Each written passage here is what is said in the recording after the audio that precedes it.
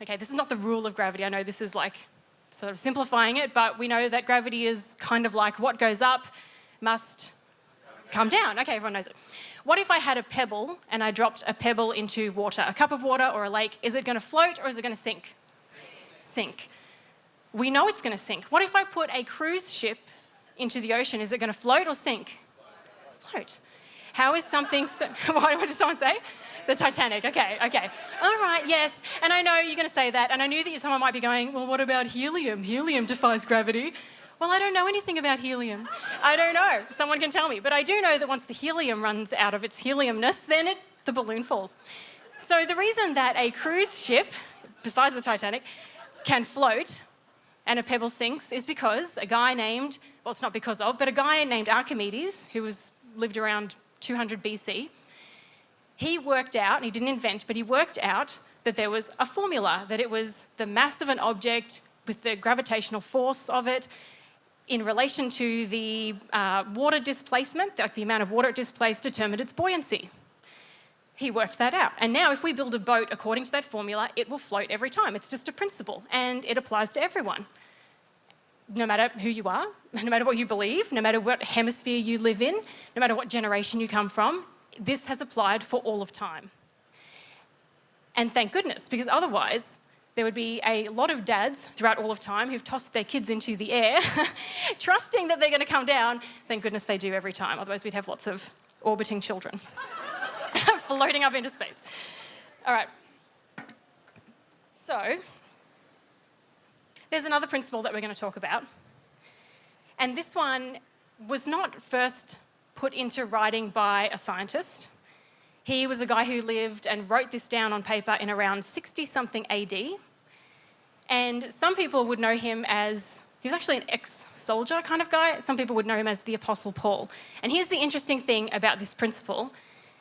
It doesn't matter if you've never set foot in a church before, or if you've never, ever read a single piece of religious text ever, you will know this principle. It goes like this. You reap what you sow. Ooh, which sounds really negative. We always use it in this super negative context, don't we? Like, ooh, you reap what you sow, karma's coming for you. You make your bed, you lie in it. Which actually sounds amazing to me because clean sheets, yes, please. Sleeping all the time, okay. Another nicer way to say it would be that what you plant is what will grow. So if you plant weeds, I don't know why you would, but if you planted weeds, you're going to get weeds. And if you plant flowers, you're going to get flowers that bloom one day. And if you plant an apple tree, you're going to get an apple tree that grows apples, and then that feeds you and your family and your neighbours and goes on for generations. So what you plant is what you grow. If you want to get all sciencey about it again, you could kind of twist one of Newton's laws of motion and say every action has a negative or positive reaction. I know it's a little different than what it really is. Don't come at me, science nerds. Ruth, I'm looking at you. Okay, I know that's a bit different to the real law, but that's what it is. Every action that we take has a negative or positive reaction. It'll play out in our lives in some way.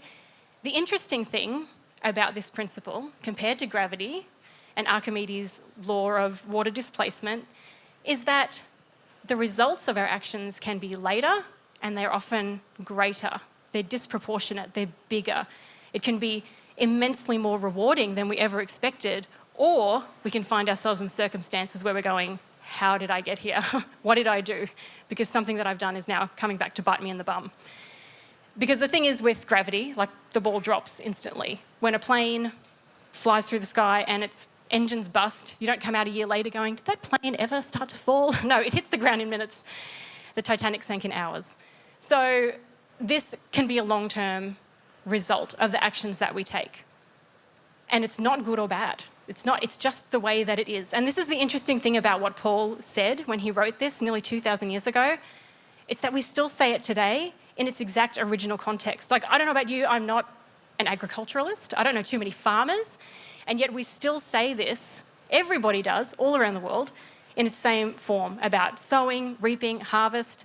That's because what Paul wrote, this was happening before he wrote it, he just put it into words, has played out in the lives of millions of people, generation after generation for 20 centuries.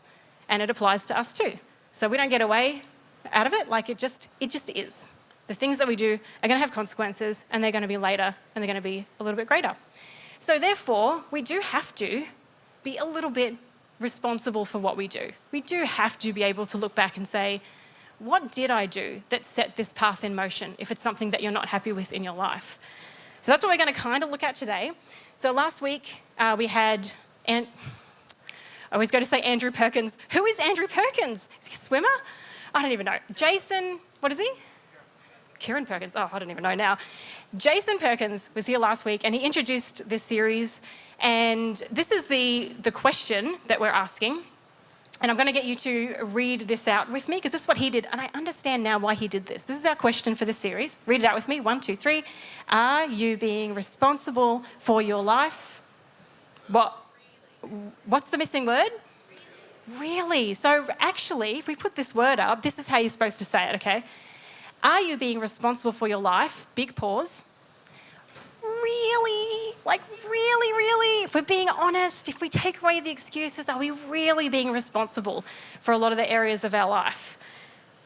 And I'll get into some of the areas in a second. So last week, Perko talked about how we are designed to be responsible. We actually thrive when we're managing our family and marriage and things like that.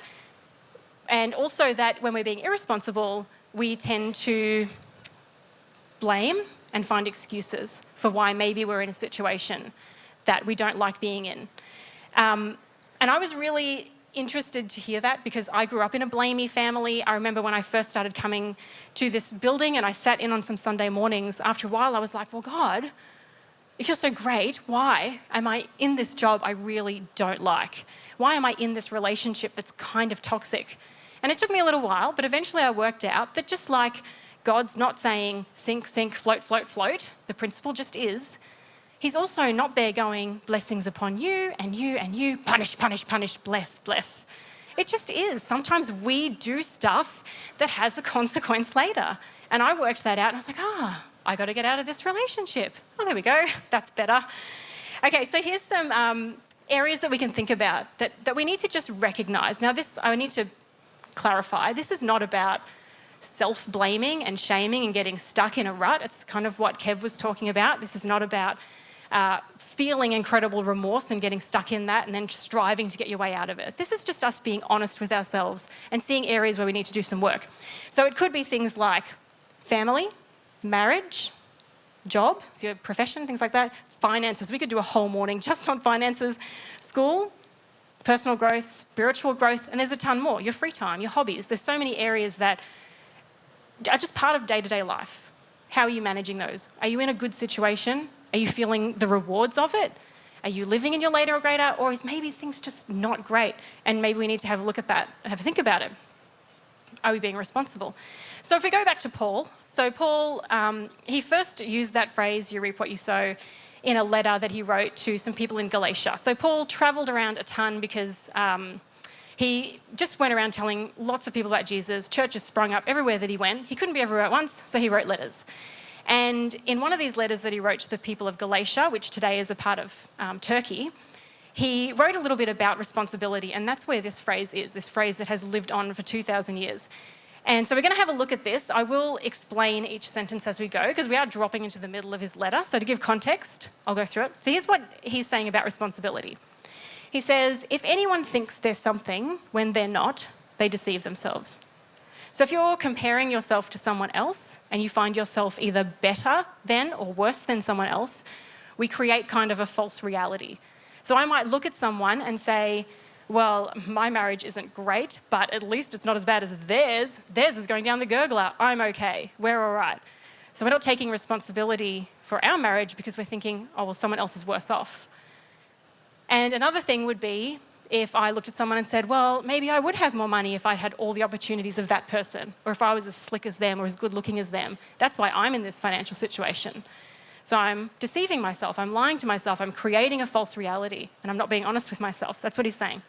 So then he says, each one should test their own actions. So don't compare to someone else, just compare to yourself. Just evaluate yourself. Because when you compare, you make excuses. But when we look at ourselves and we're honest, we can make progress. That's when we can start making change. That's when we can go to God and say, this sucks, I've done some wrong stuff. How are we going to fix this? What are we going to do? And then he goes on and he says, then they can take pride in themselves alone. He does not mean pride as in like, whoa, look how responsible I am. I'm the best.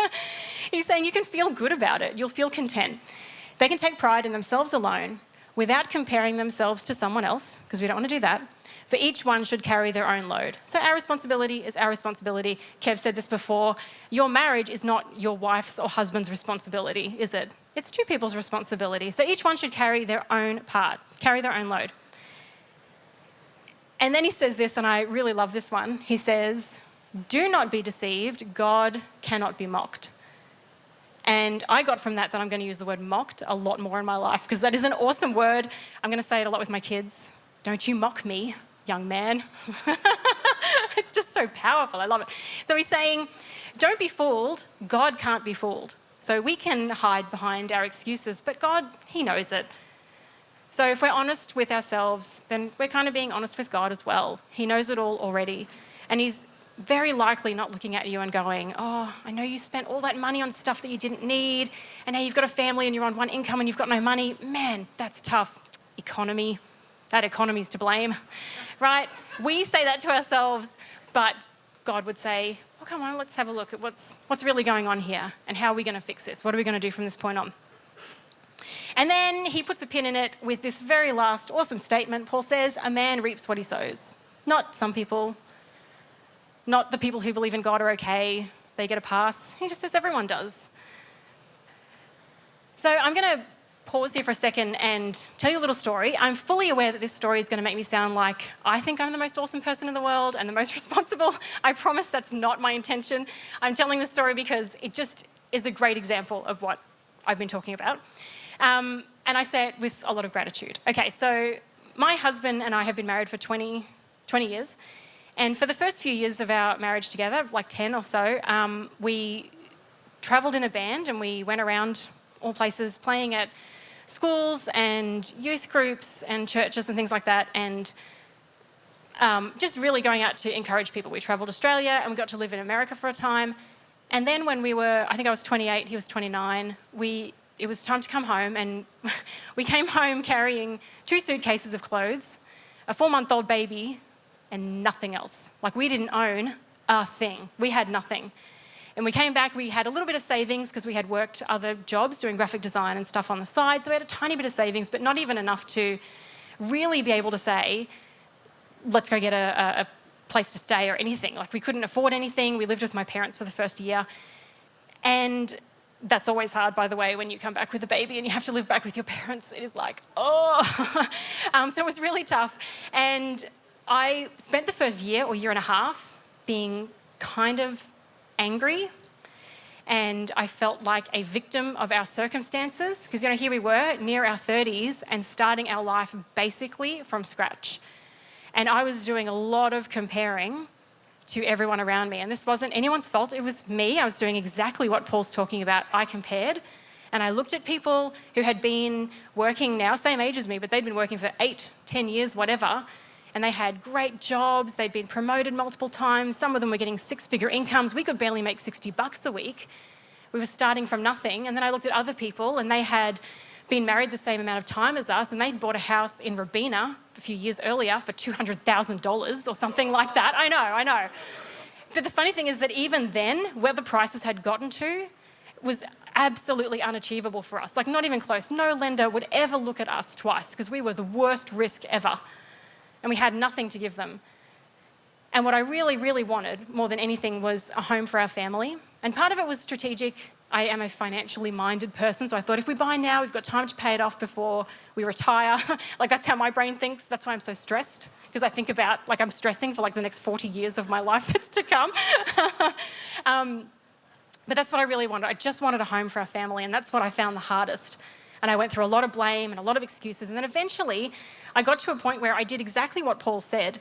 And I just checked myself and I went, well, hang on, Pauline, you can sit here being mad at God for this, and you can sit there feeling sorry for yourself because everyone's doing so much better than you. Or we can have a look at this and think, well, what can we do now? And so we went to some people might remember this, a Dave Ramsey finance education thing that we did here about 13 years ago. The next day I implemented that tactic. I made this a beautiful spreadsheet. I love a good spreadsheet. Every single cent was accounted for. And we put into place things like this. We gave ourselves $50 a week. No, not $50 a week, $50 a month each to spend on all of our social activities. So if we went to the movies, it came out of that $50. If we went to get a coffee, it came out of that $50. Once the money was gone, it was gone. If you went out to dinner, you ate nothing and you drank water. And I know the younger people might be going, yeah, but that was a time when a can of Coke cost 10 cents. It really wasn't. It wasn't all that different. The movies were still $15, $17. Like, out of $50, that's a lot. I don't even know what the percentage of that is. 20%? I don't know. Don't come at me, accounting nerds. I don't know numbers. But it was a lot. And then we would do things like I had this really strict weekly grocery budget. And it wasn't enough, but I made it work. And if we ran out, too bad, you wait till next week, go get some leaves, son. We are not going back to the shop this week, that's it. And yeah, just actually our friends would probably remember that if we ever went out for dinner, which we almost never did, if we went out for a coffee, we shared a small coffee. And if we went out for dinner for a special occasion, our friends knew it was Hatchie's choice. The Hatches chose, and we would only go somewhere where we had a 2-for-1 voucher with the entertainment book. We would not spend more than $25 in total because that's the maximum amount you could get off your meal. That was how we lived, and we did that for years. And then we got to a point where we said, okay, let's start looking at a house. So for a year, we looked at houses while we kept saving. And then we walked into this house. It was a miracle it even went into our price range, honestly. And we're walking through going, oh, this is it. Poker face. Don't show how excited you are. And we put in an offer, and we got the house. Yay. Yes, that's good. That is a good thing. The thing is that we didn't get that house because lenders looked at us and said, now you're a good deal. Because we weren't. By this point, Sam was still working his way through jobs. He was not getting paid awesomely. We had 2 kids by this point, so I was barely working. I was doing a little bit of work on the side, and that was it. We were so risky. No lender would look twice at us, except that we had built a massive deposit. And then lenders could look at us and go, well, okay, we can give you that bit on top. So that was the only reason that we got our house. We've lived there for 10.5 years now. And it's not a perfect house. It still has mint green bathrooms and all sorts of other things that we're working on. That's okay. It's a bit small now. There's 5 of us. And sometimes I think, oh my goodness, we're all in each other's faces. This is excruciating for an introvert. But you know what? I love that house. I love that house so much. And sometimes I stand in that house and I feel so overwhelmed with gratitude because that house has been such a blessing to us, like more than I could ever have imagined. It's just a house, but it means so much to me. It's the place where we've raised our family. It's the place that we've had friends over and massive conversations and parties and special moments, and it's our future. And I'm so grateful. And I know this is going to sound weird, but I also know that you know exactly what I mean. I'm so grateful for the Sam and Pauline of 13 or 14 years ago who looked at that circumstance and said, this isn't fair, but you know what? We're just going to take responsibility for this. And we're going to say, what can we do now? And when we did, the doors opened and we were able to save that money and we got that house. And I'm so grateful for us back then because now we get to live in our later and greater. And there's so much more later and greater to come from that one thing that we did.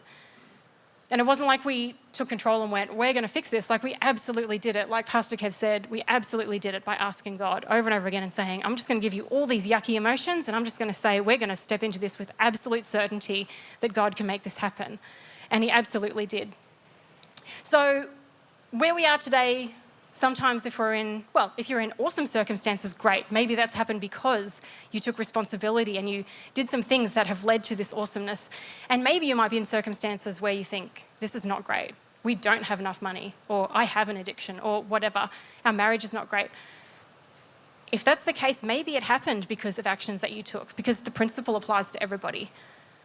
So then we have to ask, well, what are we going to do about it? The reason sometimes that we get ourselves into a little bit of not trouble, what's the word?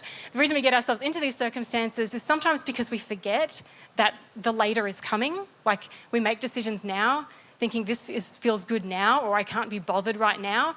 I don't feel like investing into my kids right now because I'm tired, or whatever it is.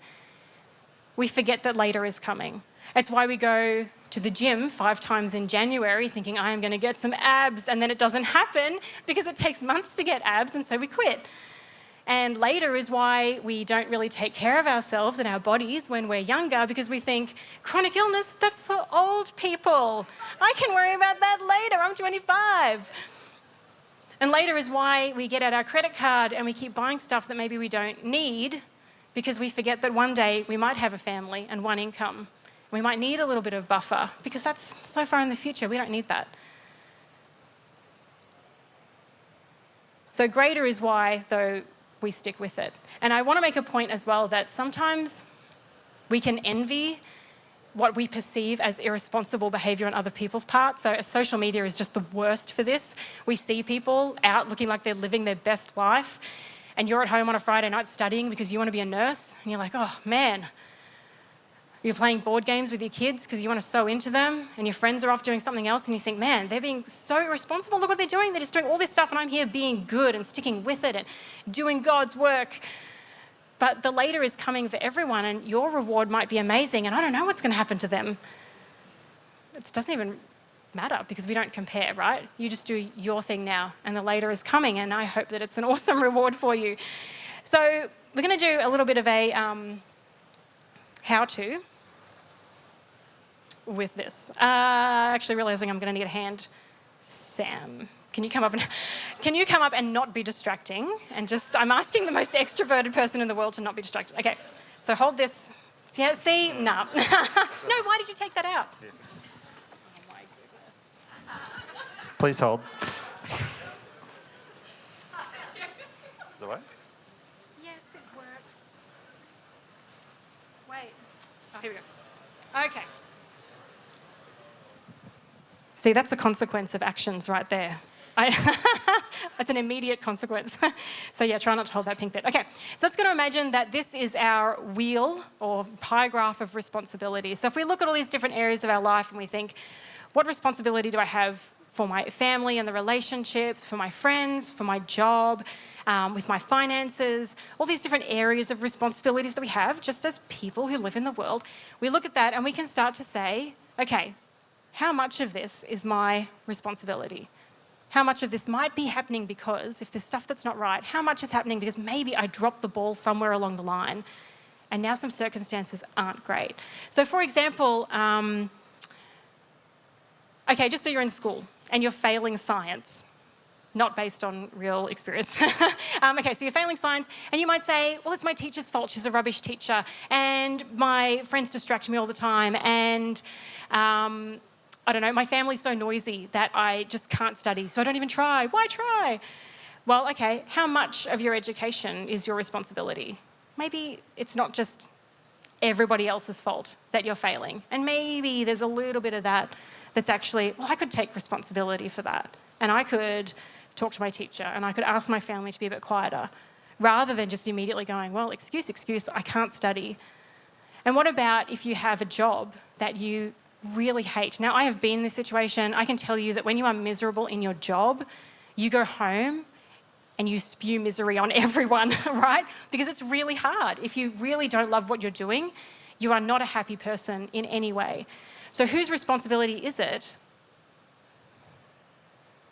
for you to have a better and more fulfilling job? It's probably not your boss's responsibility. And we use lots of excuses like, oh, I have to be, security for my family and it's really close by. Geography should never be a reason to do something that you don't like. So a good example actually is Sam. So Sam was in a really, he doesn't know I'm going to say this, I'm so sorry. He was in a really terrible job, like one that he didn't like. And he was in it for a long time because we had the kids, they were young, I wasn't working very much. But he really didn't like it. He was getting headaches all the time from sitting at a computer and it was this windowless room. And eventually he said, am I going to do this till I'm 65? Like, this is terrible. And so he took responsibility. He said, all right, I'm in this circumstance. I'm going to take some responsibility. And so through some incredible, then, this is what happens, doors opened and he started his own business installing solar. And then a few months, just on the side, he still kept his main job and he started this business on the side. And then a few months later, he showed up to work one day. The doors were shut. The company had liquidated. They said, go home, you've got no job. And we said, excellent. You never have to go back there again. Be a solar guy from now on. And the funny thing is that, again, the later and greater of that for us is that now Sam is much more available. He doesn't get a migraine every week. He could do it forever. He's doing everything that he's so good at it. Like, it's exactly perfect for him because he said, I'm not doing this anymore. We trusted God. We asked God to open the doors, and that's exactly what God gave us. In your marriage, you would say, well, everything is the other person. There you go. He's done it already. He knows the drill, right? But really, it always takes two people, doesn't it, in a marriage? And maybe you could look at that and go, well, I know that there's something lacking in our marriage. The communication's not there. The intimacy is not there. Oh, but it's because my wife is so busy with the kids, she doesn't have time for me. But maybe there's just a little bit of that might be because you're stepping away or you've said something that has made her feel like she's not welcome to communicate with you. I don't know. I'm just giving you some examples to think about. And again, none of this is condemning. None of this is pointing a finger. We just have to be honest with ourselves. That's what Paul's talking about. We can't deceive ourselves. If we just push aside the excuses and go, well, what has happened here? And how did I get here? And God, what do I do from now? Because this is the amazing thing. You can probably sit down, actually. Thank you. This is the amazing thing. Thank you. So yeah, he gets applause for that. The amazing thing is that the moment that we say, this has to change, God is right there. He is going, yes, champion, let's go. This is what I want. I want action from my people. Let's fix this. And he will give you the opportunities and he will surround you with people who can help you. That's exactly what happened with Sam. God absolutely wants you to thrive in your responsibilities. He wants you to have all of the resources and all of the joy and all of the happiness so that you can go out and you can be joyful and happy for all the people around you. So when we realize, okay, something's not right, maybe I've done something to make this happen, this principle has applied in my life, then you just stop. You think about it, you own it, you take responsibility, you don't compare, don't worry about anyone else. What are you going to do? Because what you don't want to do is keep going until the circumstances get worse and worse. This is the amazing thing is you can change things today and you're already on a different trajectory for your life. So I am going to ask the team, are you guys there? Yeah, come on up. So here's how Paul ends this one particular area in Galatians. He says this at the very end. Let us not become weary in doing good. So he's saying don't get tired of being the person who is responsible and does the right thing and makes the good choices and puts in the time and picks up the ball again if you've dropped it. He's saying don't be weary in doing that. For at the proper time, we will reap a harvest if we don't give up. So when we recognise and we own it and we say, all right, God, what am I going to do from here? Then we start stepping into a new pattern, right? We're stepping into a new, later and greater. And it doesn't matter when you start, you can start today. Because when we make those decisions as tough as they are, and we try to change things, if you're in so much debt right now, you cannot see above the water. If your marriage is falling apart, if you're about to sign divorce papers, no matter what it is, you can change things. And in due time, you'll be rewarded. And in due time, you'll be so glad that you did. So I've asked the team to just play something just very quickly and quietly, only because I just don't want us to go and have coffee and completely forget and not really think about it again. So just if in this next couple of minutes you think about different areas and you think, this is something I'm not happy with, what's something that I can do today? And if you're a Christian, then you ask God and you say, well, God, what should I do in this situation? And it might even just be something as simple as going to talk to someone. Come talk to me. If you're in debt, seriously, come talk to me. That's literally what I do. Or Taylor. I think Taylor might be able to help you too. I don't know. So I'm going to leave you now. I'll pray, and then the team will go on and just have a think, and then we'll wrap up the morning. Well, Lord, we just want to give you this time to speak to us, and also for us to be able to think just very practically about some areas that maybe we think might need a little bit more work, a little bit more recognition, a little bit more understanding of our responsibility and what we're going to do from here. And I pray for everyone here that if we ask, that you would give us just the knowledge and some ideas. And we know 100% that whenever we ask, you are going to come on board and you are going to be there with us. So thank you, Lord, for everything that you do in our lives, for all the laters and greaters, all the rewards that we get that we just don't even deserve, but man, you just give them because you love us. Thank you. Amen. Thanks, everyone.